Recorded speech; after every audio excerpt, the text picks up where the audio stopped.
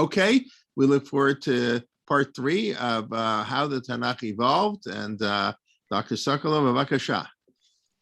Thank you so very much. Good evening, or other times of day to all of you. So here is where we have been and where we are going.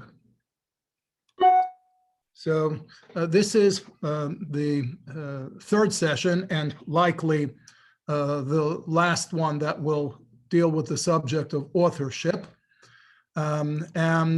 Again, just as a weekly reminder, these are the constituent books of the Tanakh, the 5 books of the Torah, the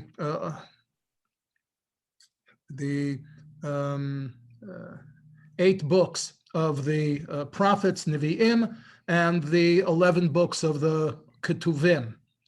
And what we've been doing is that we've been following the Baraita in the Talmud that attributes each of these 24 constituent books of Tanakh to one or another of a reasonably limited group of authors/editors.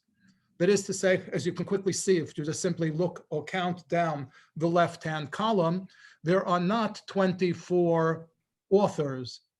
That is, each biblical book does not have its own distinct author. We know, of course, that the 5 books of the Torah are also known colloquially as the 5 books of Moses. So there's no question but that Moses was the author of 5 of the books of Tanakh. And according to the Talmud, he was also the author of the book of Iyov. And Joshua, as we've already seen, was the author of his own book, that is to say, the book that bears his name. And at least according to one authoritative opinion, he also wrote the concluding 8 verses in the Torah.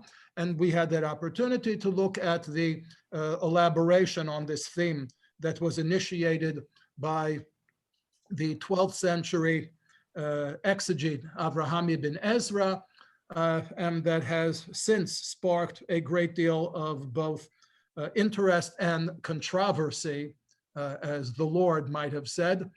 And we will talk about the modern and contemporary views of the authorship of the Torah a little further down the road. So the last book that we looked at specifically was the book of Joshua. And here you have the selection from the Talmud that points out that if Moses could not have concluded the Torah because it's just simply unlikely or unseemly for him to have written about his own death, then surely there has to have been another author or editor to the book of Joshua, because his death is reported there.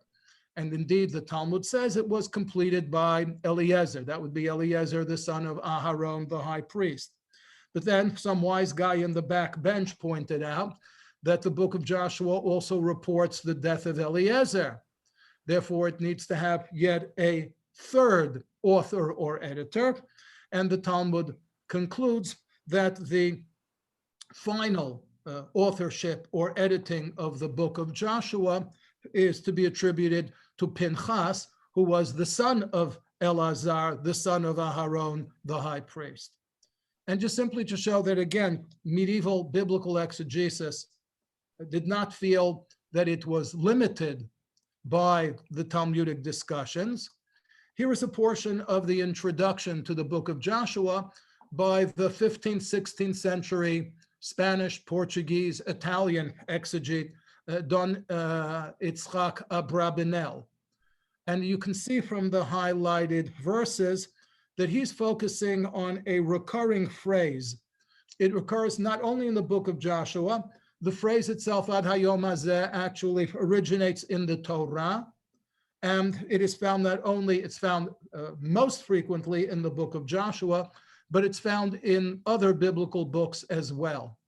And just simply to look at the concluding sentence in the Hebrew text, Abravanel says, V'nei haktiva, that is the actual physical writing of the text, hayta smucha la'asiyat hadvarim ha'ela, was surely relatively soon after these events transpired. And therefore he points out, v'choach ma'amar ad hayom hazeh, however, the incorporation of the phrase "to this very day," yoreh behechreach, it necessarily implies shenichtav zman rav acharei shekaru hadevarim.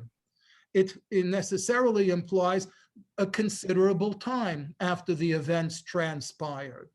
Therefore, not to simply work backwards to the previous sentence, Vim Yoshua katav kol zeh, and if Joshua indeed was the author of the book of Joshua, Eich yomar bahem ad hayom hazeh, and how could Joshua, who either was a contemporary with the events or at most wrote about them only a few years later, how could he have employed the phrase up until this very day, which by implication reflects the passage of a considerable amount of time? So indeed, Abravanel was of the opinion that that more than the last verses in the book of Joshua were written by someone other than himself, and that indeed perhaps every instance of Ad Hayom Hazeh, every time the book of Joshua says "to this very day," it may very well have, that phrase may very well have been added by a later author.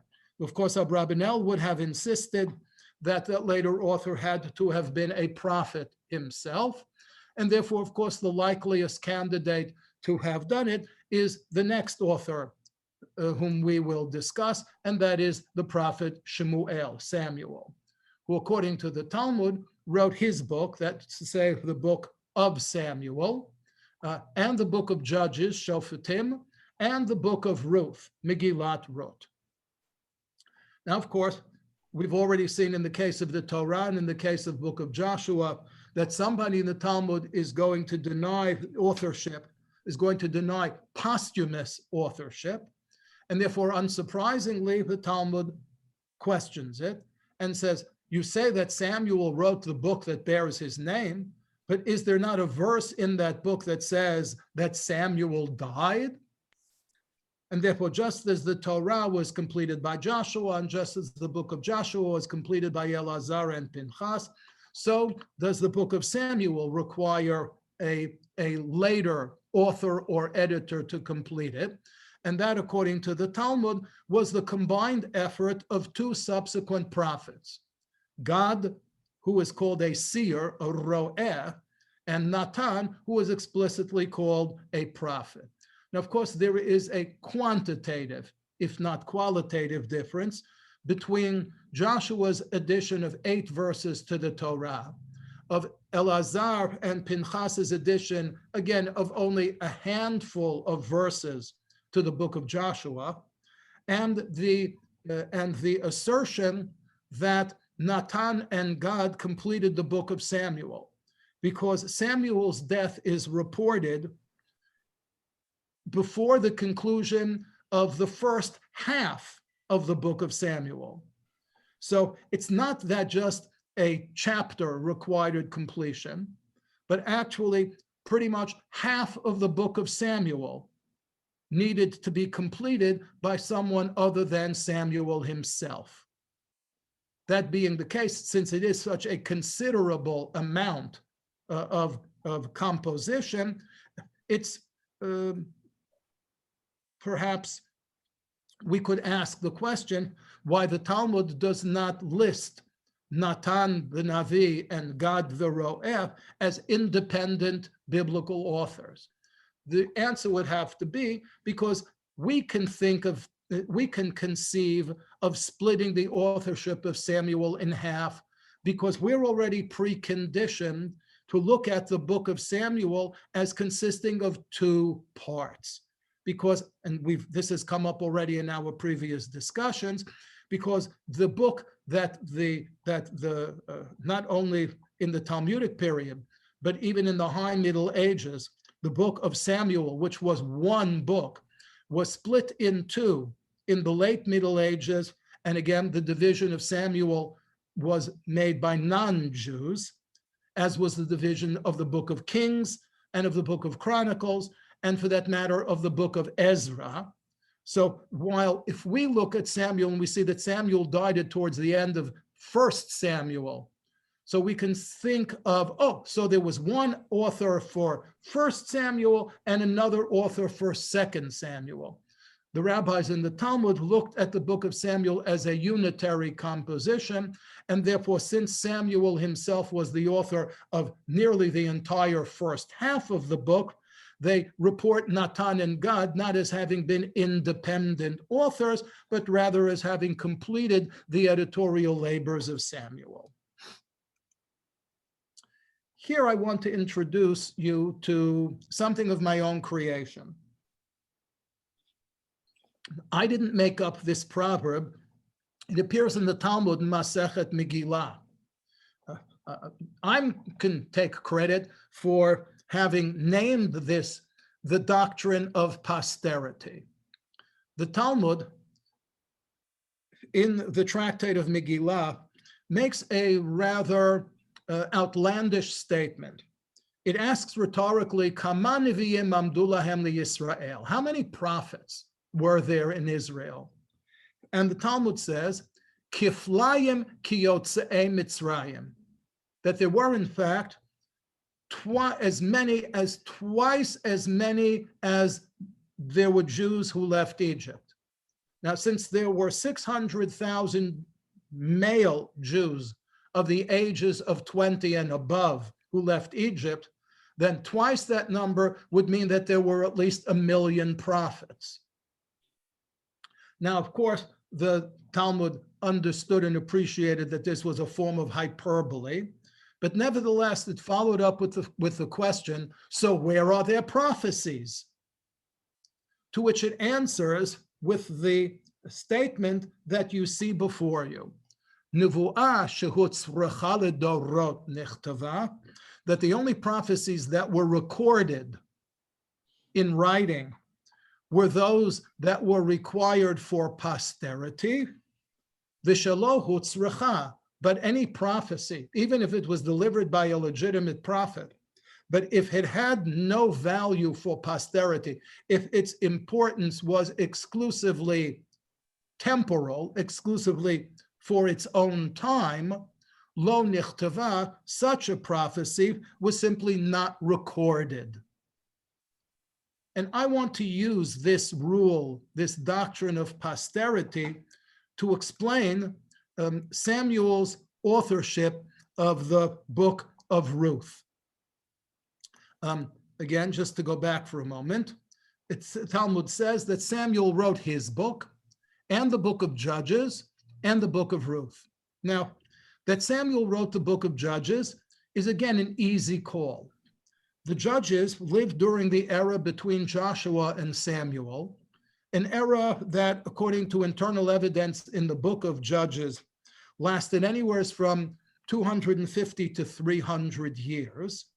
And it's an amalgamation of words that were spoken by, or in fact, more so, words that were spoken about a variety of individuals. And therefore, while Samuel dominates the book that bears his name, and while Joshua similarly dominates the book that bears his name, there is no single character who dominates the book of Judges. Therefore, it would seem that the book of Judges was not a book that was written by an individual judge, but rather it was a history of the era of the judges that was compiled by somebody who had to have A, lived after the era of the judges, and B, had access to either records that were maintained by the judges or to perhaps oral traditions that related or narrated events in the lives of the judges. And since, according to another rabbinic tradition, the last of the judges was Eli HaKohen, Eli the Kohen whom Samuel served in the Mishkan in Shiloh, Samuel then, as I said, becomes the obvious choice as the historian who took whatever written and oral sources had come through the era of the judges, and from those sources compiled the book that we call Shoftim. The question then comes regarding the book of Ruth, Megillat Ruth. The opening verse in the book of Ruth sets its time, its chronology. Vayihi bimei shefot hashofetim, during the era of the judges. Now, we just remarked that Samuel was the likeliest choice to be designated the editor of the book of Judges. So the question is, why is Ruth an independent book in the Bible instead of simply being 4 chapters in the book of Judges?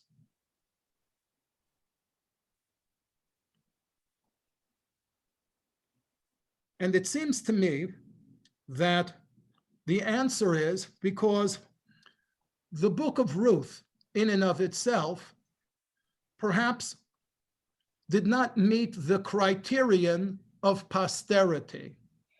That is to say, if indeed information about Ruth, a Moabite woman who converted to Judaism and married into a Judean family, if that information came to Samuel the same way that information about other judges came to Samuel, I could see Samuel evaluating it and saying, you know, I'm sure that Ruth was a very fine woman, but this story doesn't have any national importance. What I am preserving and recording in the book of Judges are events in the lives of people who were leaders of the Jewish people, and therefore whose participation in certain historical events left their impact on Jewish history.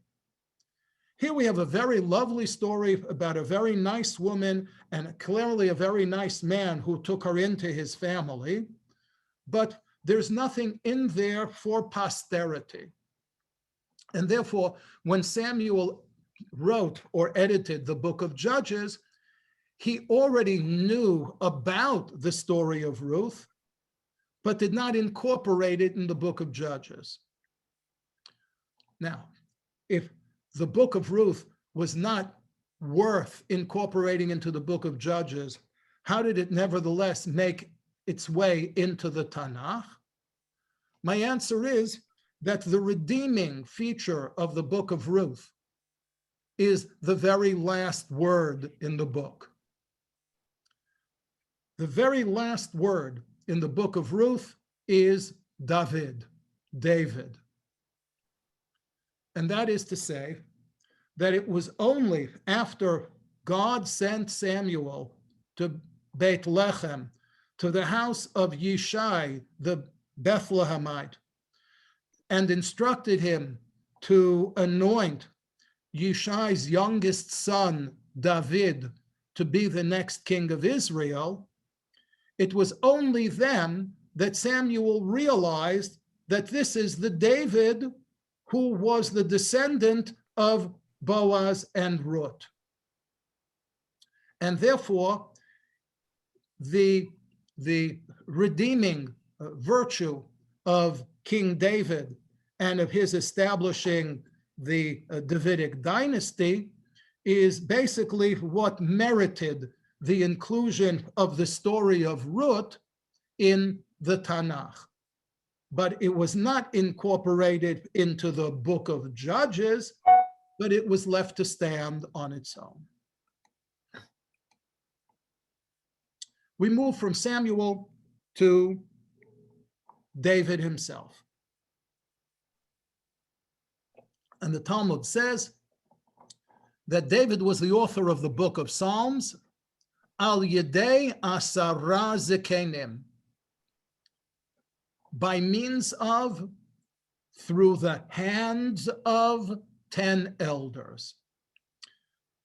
On the surface, what that seems to suggest was that David may have compiled the anthology of poems and songs that we call Sefer Tehillim, but that he was not its exclusive author, but that in the book of Tehillim that David compiled, he included works of 10 other people.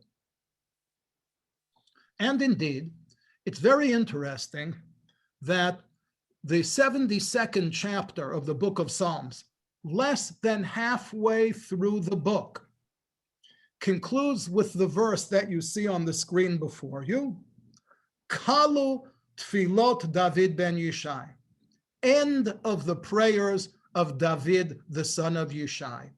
And indeed, from the beginning of chapter 73 through the 150th chapter of the book of Psalms, there is nothing that is attributed to David.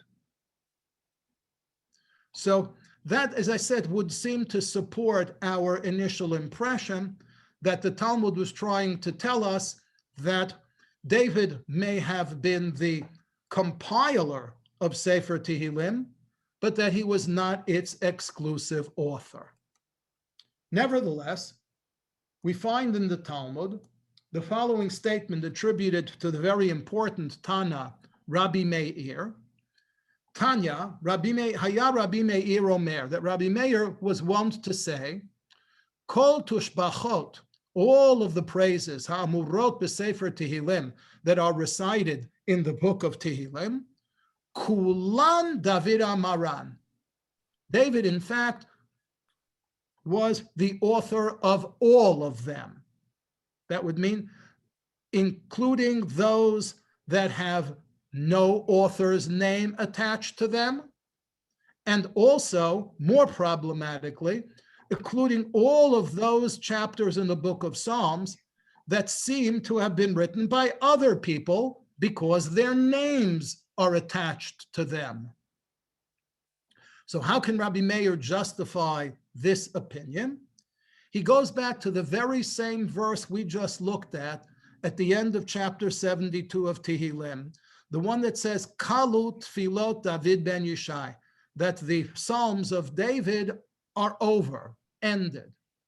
And he suggests a rather fanciful reading of the text. He says, Al Tikrei Kalu, don't read the text as Kalu, they're over, finished. Ella, rather, read it as though it said, Kol Elu. If it said, Kol Elu, Tfilot David ben Yishai, then of course it would mean that everything here was written by David. But of course, that's not actually what it says. Now, who are the 10 elders, that is to say, 10 people other than David, whose names appear at the beginning of different chapters of the book of Tehillim? So 7 of them, right, have their names listed in various chapters of Tehillim. The remaining 3 are identifiable only through Midrashic tradition. According to the Midrash, Adam HaRishon, wrote Psalm 92, Mizmor Shir Liyom HaShabbat. Melchizedek, who was identified in Midrash as Shem, the son of Noah, and who was the king of Shalem, identified again in the Midrash as Jerusalem during Abraham's lifetime, is credited with a portion of Psalm 110. And Avraham Avinu himself, is identified in the Midrash as Eitan HaEzrachi, whose name appears in the 89th chapter of Tehillim. Now, I did not name yet the 7 elders whose names appear explicitly in the book of Tehillim, but Saadia Gaon, who lived during the late 9th and early 10th centuries, who agreed with Rabbi Meir and attributed the entire book of Tehillim to King David, made a very, very astute observation. And his observation was that every one of those 7 co-authors, so to speak, every single one of the 7 people other than David, whose names appear explicitly in the book of Tehillim, were Leviim. And here you see their names: Eitan, Heman, Yedutun, Asaph, and the 3 sons of Korach. All of them were Leviim, from which Saadia makes the following deduction. David was the exclusive author of Tehillim. He wrote the words, but occasionally, on completion of writing a poem of praise, David would then give that poem to one of these 7 Leviim, and the Levi would then set it to music and have it sung, right, as part of what we call part of the temple service. So that way Saadia is able to sustain this rather idiosyncratic opinion of Rabbi Meir that David was the exclusive author of the book of Tehillim. From here we move to the prophet Yirmiyahu, Jeremiah, who according to the Talmud wrote his own book. That's the book we call Sefer Yirmiyahu, and the book of Kings, Malachim, and Lamentations, the book of Kinot, the one that, as we've already mentioned in our Tanakhim, is labeled Eicha, after the first word in the book. Now, in terms of Yirmiyahu being the author of the book that bears his name, Yirmiyahu himself figures prominently and consistently throughout the book, just as Samuel did in the book that bears his name.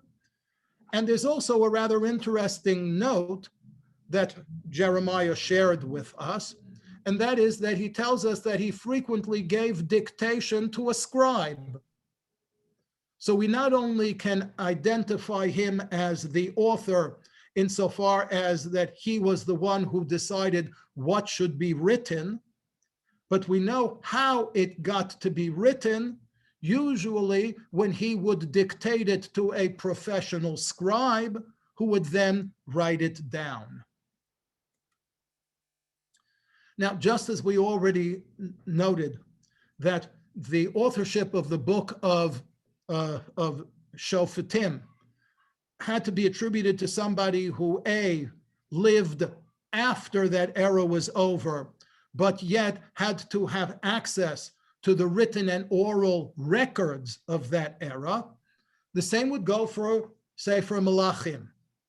And again, just as Samuel met both of those criteria in respect of the book of Judges, Yirmiyahu meets both of those criteria in respect of the book of Malachim.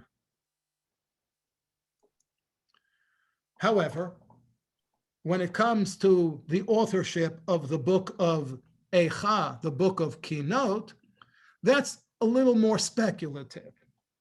Now, the book of Eicha laments the destruction of the first temple and the exile of the Judeans. Now, Jeremiah, as we know from his own book, was an eyewitness to those events. And therefore, there's no reason why he could not be the author of the Book of Lamentations. But Rashi makes an argument for his authorship based on something more material and less speculative. Rashi relies upon a portion of the book of Yirmiyahu in which Yirmiyahu reported that he wrote a scroll, a Megillah, and that when he presented the scroll to the Judean king Jehoiakim, the king was angered by its contents, and that the king tore it up. What did Yirmiyahu do? He wrote it anew. But when he wrote it anew, he says that he added to it an additional portion of equal size. Va'osif alav kahena v'chahena. He added to the original scroll an additional portion of equal size.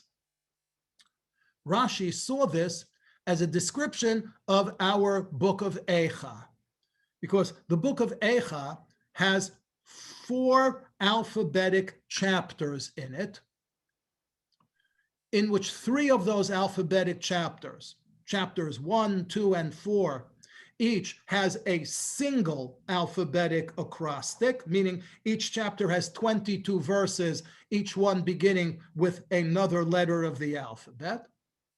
While interestingly, chapter 3 has a triple alphabetic acrostic.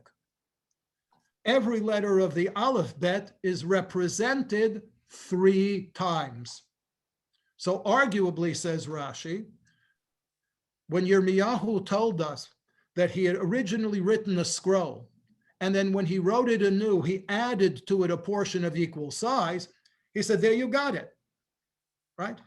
He originally had 3 single alphabetic acrostics, chapters 1, 2, and 4. And when he wrote it anew, he added to it the triple acrostic of chapter 3. Now, what we have here is something very interesting, and that is that Shmuel and Yirmiyahu are alike in regard of the fact that each of them, and no one else who is listed amongst the authors of biblical books, is credited in the Talmud with 3 books, one of which, right, is a book that bears his own name, right, the record of his own prophetic activities. Okay. The second is in essence, a history of the era preceding him. And the third is one of a series of relatively shorter literary compositions that we today have come to group together and to call the Megillot. And it raises an interesting question. The question to my mind that it raises is, why are the books of Shoftim and Shmuel, which were both written by the same person, part of that section of Tanakh that we call Nevi'im, while the book of Ruth, written by the same prophet, is in Ketuvim? Why are the books of Yirmiyahu and Malachim, both written by the same prophet, Yirmiyahu, part of Nevi'im, while Eicha, written by the same author, is part of Ketuvim? Now, ordinarily, conventionally, if you ask somebody, why are some of the books of Tanakh called Nevi'im and other books of the Tanakh are called Ketuvim, the answer will be that the books of Nevi'im were written prophetically, and the books of Ketuvim were inspired, but weren't necessarily written prophetically.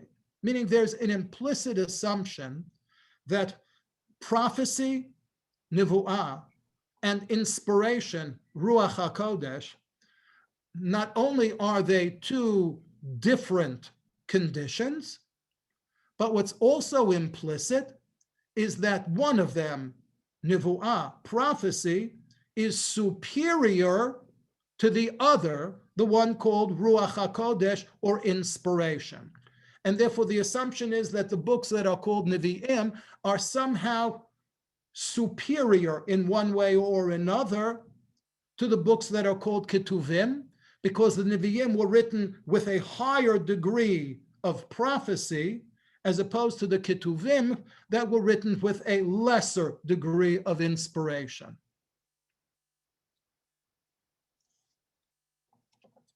But I always found that a difficult distinction to maintain, because I don't understand. I find it difficult to fit that to the measurements of Shmuel and Yirmiyahu. On Monday, Shmuel was a Navi, so he could write Shoftim. On Tuesday, Shmuel was still a Navi, so he could write Shmuel. But on Wednesday, he wasn't a Navi anymore, and therefore when he wrote Ruth on Wednesday, it couldn't be in Nevi'im, it had to be in Ketuvim. And the same for Yirmiyahu, although you can choose any other 3 days of the week. Okay, so I thought about this and wondered whether there might not be an alternative explanation. And the alternative explanation that I came up with is that all of the books that were written by Shmuel were written prophetically. All of the books written by Yirmiyahu were written prophetically. But the reason why in each case, 2 of those books are part of Nevi'im, while the third is part of Ketuvim, has nothing to do with the nature of the author, but it has to do with the nature of the book. As I already suggested regarding the book of Ruth, when Shmuel wrote the book of Shoftim, he was writing it as a national endeavor. It was the early history of the Jewish people in its land. While the book of Ruth was an interesting story, an important story it came to be after it was realized that she was the great-great-great-grandmother of King David, but his authorship of the book was not in fulfillment of a national mission. The same might go for the prophet Yirmiyahu. When he wrote his own book, when he wrote the book of Malachim, that was in fulfillment of a national mission. When, however, he himself reflected on the tragedy of the destruction of the Beit HaMikdash and the exile of the Judean people to Babylonia, he was still a prophet, but the book that he wrote was his personal reflection on it, not intended necessarily to fulfill a national mission, and therefore the distinction between Nevi'im and Ketuvim does not inhere per se in the authors themselves, but might very well be a function instead of the purpose for which the books were written.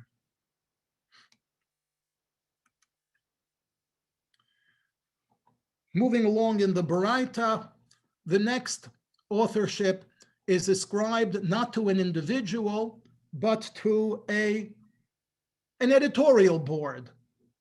Chizkiyahu v'si'ato, King Chizkiyahu of Judah and his entourage.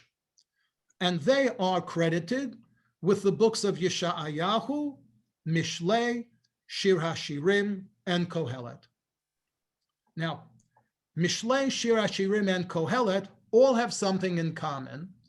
What they have in common is that conventionally they are all considered to have been written by King Solomon.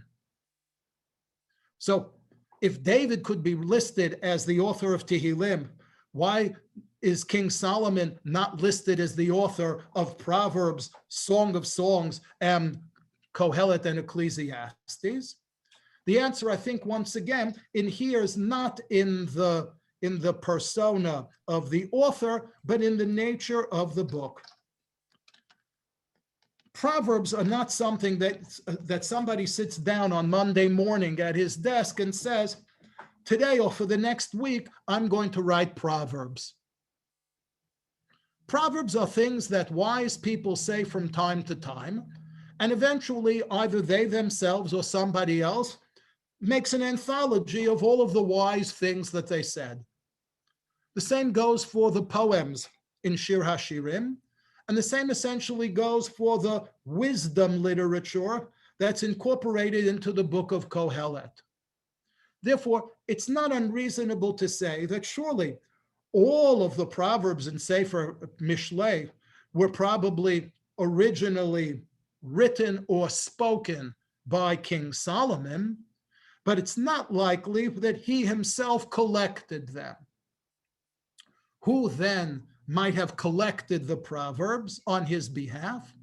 There we don't have to look further than the Tanakh itself, because chapter 25 of the book of Proverbs begins with the verse you see in front of you.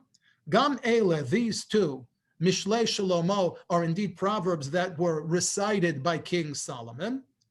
But these proverbs, he'etiku anshe Chizkiyahu melech Yehuda, they were transcribed or recorded by Chizkiyahu, the king of Judah, and his entourage.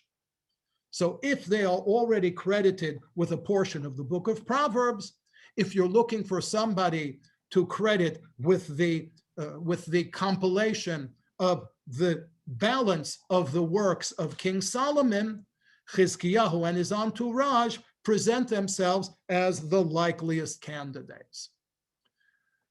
The attribution to them of the book of Isaiah is considerably more problematic. If Jeremiah could be the author of his own book, why could Yeshayahu not have been the author of his own book?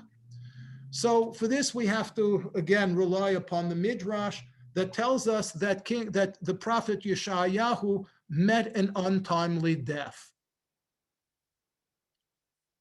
Therefore, what we have to assume is that the rabbis considered that the prophets compiled their prophecies, not literally on their deathbeds, but when they sensed death was approaching. So Samuel would have compiled all of his prophecies when he felt that he was going to die. Same for Jeremiah.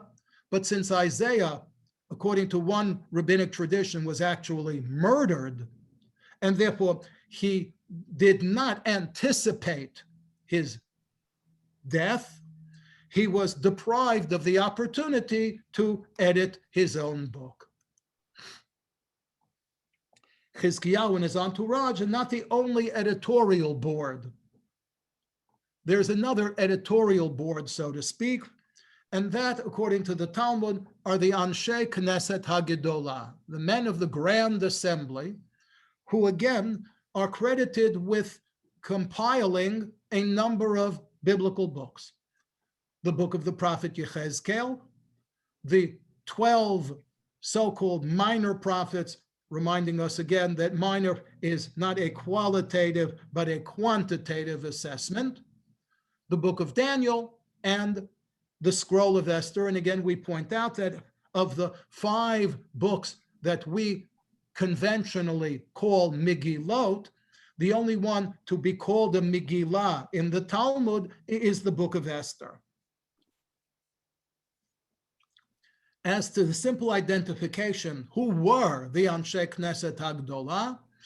The Anshe Knesset HaGdolah seem to have been a rabbinic body that was established early on in the Second Temple period. Amongst its original members were the last of all of the prophets, Haggai, Zechariah, and Malachi.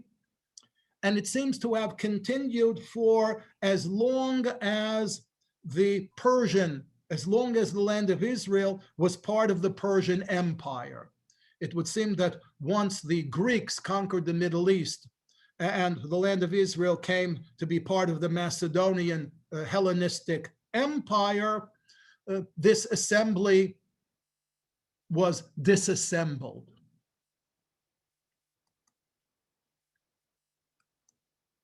And the final attribution in the Talmud is to Ezra. You see on the screen in front of you a Talmudic statement, Ra'ui haya Ezra shetinaten Torah al yado Yisrael. That Ezra was such a great man that he was worthy of being the instrument for the revelation of the Torah. Ilmale kedamo Moshe, had Moses not preceded him. So this gives us some indication of the importance, the stature that the Talmud applied to Ezra. And the statement is that Ezra wrote his own book, and reminding us again that when the books of Samuel and Kings and Chronicles were split in two, so was the book of Ezra. But instead of ending up being called Ezra 1 and Ezra 2, since Ezra had a collaborator named Nehemiah, the second half of the book of Ezra came to bear Nehemiah's name. So Ezra wrote his own book, the combined book of Ezra, and Yachas Divrei Hayamim, the genealogy of the book of Chronicles, up to his own time. Now, of course, that just begs the question, right? Same question in terms of the completion of the Torah and of the book of Joshua and the book of Samuel, right? If you say that Ezra was responsible for all of the genealogical information in the book of Chronicles up to his own time, and yet we know that the genealogical information in the book of Chronicles extends beyond Ezra, so who completed it? And the answer, of course, we already know, is that it was completed by Nehemiah. The last slide that I have, and I'll take just a minute or two to describe it, I wanted to illustrate a point that I think often is overlooked.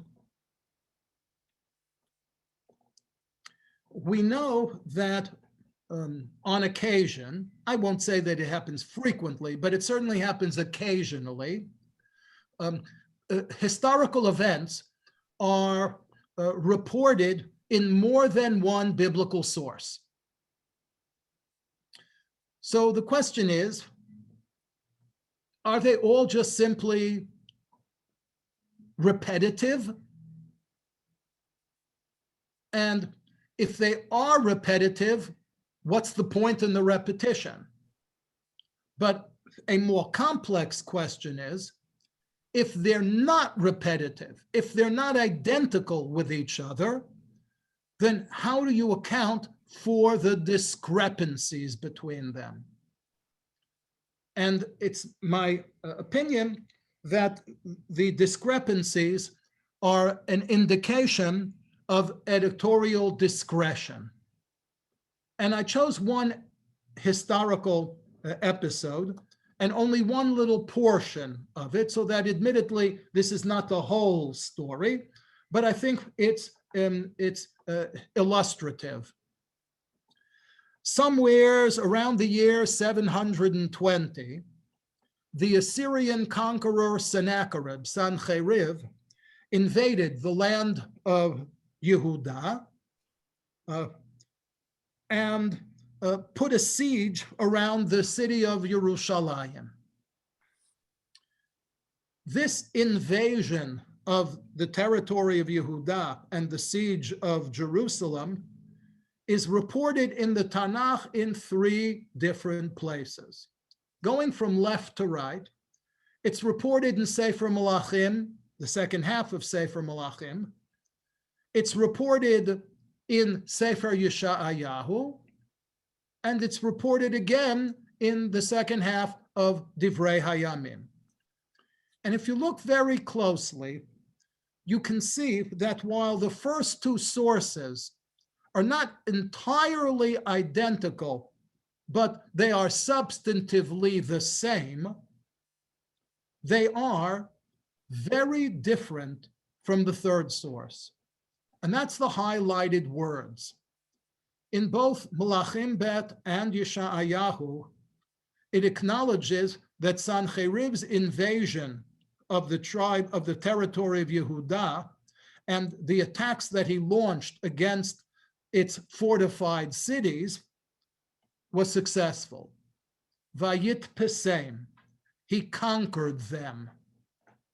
That's very different from the report in Sefer Divrei Hayamim that says that he encamped he besieged all of the fortified cities, Vayomer levikam elav, with the intention of breaching their walls.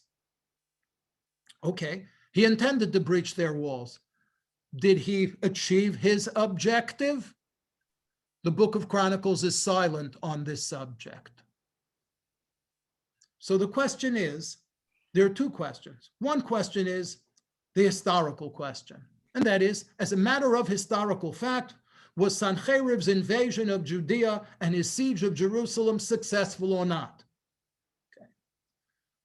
That's an interesting and important question, but our subject this evening is not the history of the biblical period. It's the authorship and editing of the books of Tanakh. Therefore, the question that interests us is, why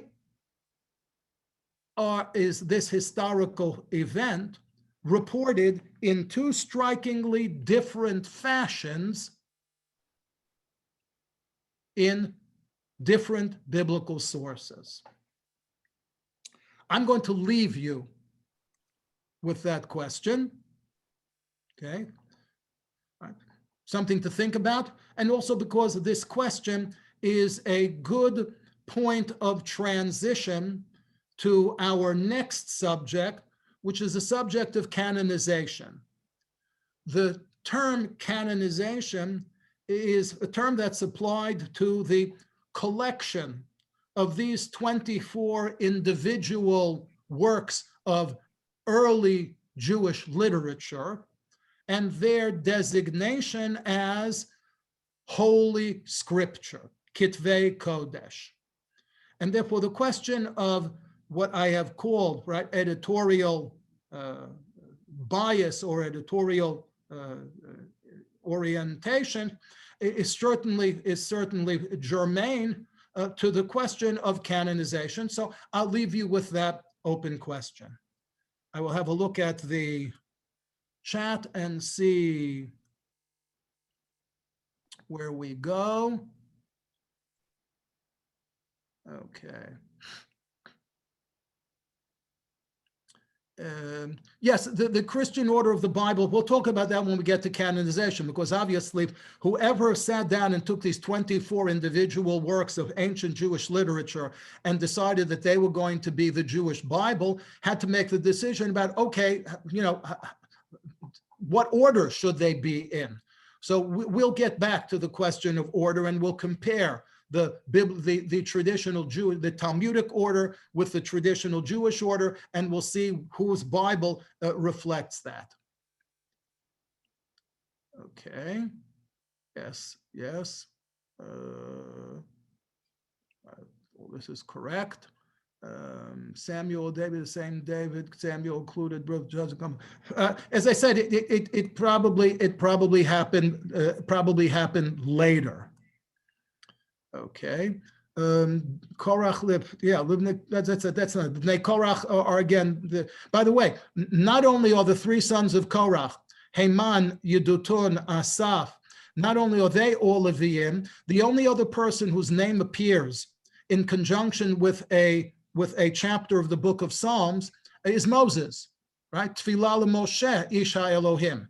And of course, as Saadia Gaon doesn't have to remind us, Moses was also a Levi. Okay. Three sons of Korah, David. Son, yes. When it says the sons of Korach, anywhere that the Bible uses the term sons, if indeed it fits the context and these are the biological children of a particular parent, then Ben means the son of. But it happens very frequently in the Bible, in Tanakh, where the word Ben is used to designate a descendant and not specifically a biological child. And all I have to do to make the point is simply remind you that we call ourselves Bnei Yisrael, even though, of course, we are not, strictly speaking, the biological children of the patriarch Jacob.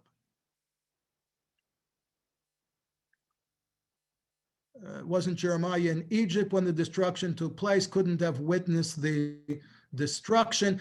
No, he goes to Egypt later, and he comes back because he can't stay in Egypt. He goes back and forth. There's no reason. When I may have exaggerated the term of his being an eyewitness, because I don't really know where he was on the day that the temple. I don't know whether he was on Tisha B'Av of that year. But I meant, again, I should have been a little more circumspect. He certainly was contemporary with the event and could very well have been an eyewitness to it. So I appreciate the correction. Okay. Yeah, as I said, he was here, he was there. Yeshayahu, no, his grandson. I don't know who Yeshayahu's grandson was, so somebody will have to fill me in. I assume he means his son. Yeshayahu, or his great grandson. Talking on Menashe, I'm assuming that's what he's referring to. Oh, that would be Chizkiyahu, not Yeshayahu. Right, Chizkiyahu, of course. That's Chizkiyahu. Right. So I don't know if that's what he meant. Yes. Yeah. Okay. Proverbs, Song of Song, called non-Jewish books absorbed and edited into a Jewish form.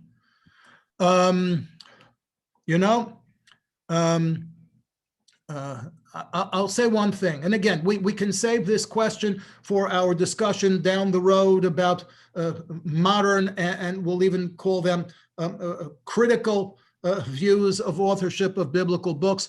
I can tell you that I've encountered opinions that ascribe Kohelet to non-Jewish sources, because a lot of it actually is consistent with Hellenistic philosophy, but I've never seen an attempt to attribute the Song of Songs to non-Jewish authorship.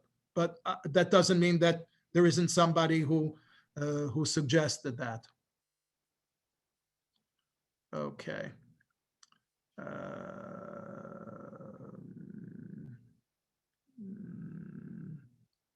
What was the Talmud's agenda in attributing the book's agenda? As I said, let's hold the question till we talk about canonization, because if you remember, the Talmudic passage, the Talmudic passages, before they asked the question, Mik Tavan, who wrote them, the introduction was Sidram Shel Nevi'im, Sidram Shel Ketuvim. What is the order or the sequence of the books of the prophets, and what is the order or the sequence of the books of Ketuvim? Once you say there, order or sequence, there's already an implication there. There's an implication that you think that these books should not be joined together in a completely arbitrary or random fashion. And that is simply part and parcel of the whole question of canonization. Okay.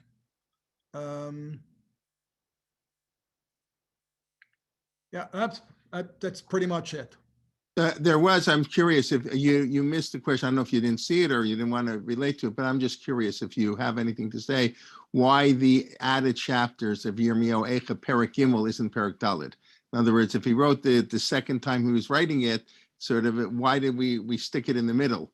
And of course, that doesn't address chapter 5 at all. But I see you're smiling. That means you don't like the question. No, it means I anticipated the question. Okay. The same way you left us with the question, we'll leave you with the question. Is that it? The answer is that this would not be the only place in which Rashi was wrong. In making the identification. I mean, I don't know that necessarily proves Rashi is incorrect. No, just because no. it only means that he went a little too far. If he had simply said, we don't need Rashi to tell us that Yirmiyahu is regarded traditionally as the author of Eicha. Okay, all Rashi was trying to do was perhaps just to bolster that with a little bit of textual information. So it might very well have been better if he had simply let it alone and not tried to. But I'm curious. I'll think of something. Okay. If any of the Mefarshim talk about it, who don't want to get that. Okay. Very good. I don't know if you're going to take up the question next week, but of course, as the Gemara says, you're always supposed to leave your friends with the question so they think about it all week. That's something to think about as you left us with. So we look forward to next week and picking up, and thank you. Like I mentioned, tomorrow, as I mentioned at the beginning, Shuli Mishkan's Shir will be at 1 p.m. Eastern, not 12, because of the time difference this week. And then the rest of the week is Eastern time, 8:30 p.m. our regular Shir Rabbi at Shalom from LA. Tomorrow night, Yitzchak at Shalom, and then my Shir 9:30 a.m. Friday morning. And then next week, everything is back to sort of a regular 7-hour difference between Israel and Chutz La'aretz. Okay, hope everybody's well. Please invite a friend to come. That's always your task. Invite one friend who hasn't experienced the Torah Motion Zoom channel, and that's your token of appreciation for all the shiurim. Okay, everybody have a good night, and thank you very much. Laila Tov.